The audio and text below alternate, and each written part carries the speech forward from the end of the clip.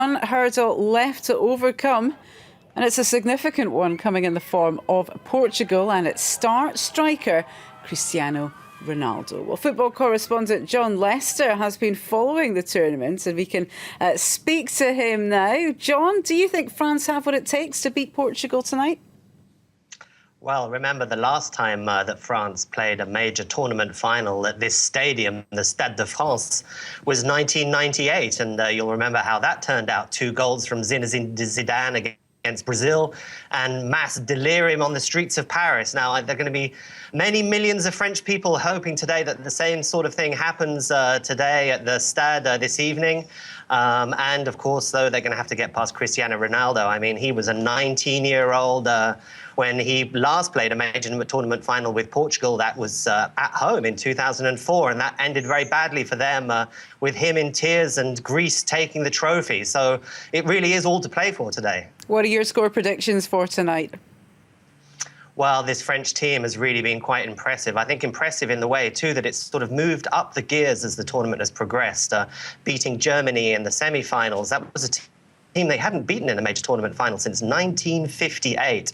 And I think that was a big test. You know, there was claims that really they hadn't played many big teams. I mean, their opening match was against Romania. And then, of course, they beat Iceland to get into the semi-finals. I think that will have sent the French team into the final with a huge amount of confidence. So I'm going to say that I think France is going to do it. OK, and just on the tournament more generally on the whole, what have your favourite moments been so far?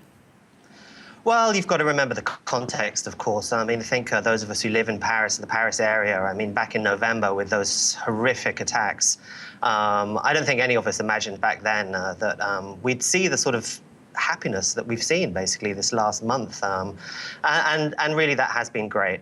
But I'm going to say that my absolute favourite moments have come actually from the fans, and the Icelandic fans in particular. I mean, their underdog story, you know, taking them all the way through to the quarterfinals, that incredible victory over England. And then just the hand clapping, the chants, that relationship that they built with the players. For my money, I think they should get a ticket back into the next tournament just for that. And do you think they also deserve some kind of medal? We know that the Paris mayor, Anne Hidalgo, has been quite fond of the Irish fans who were favourites earlier on for their behaviour.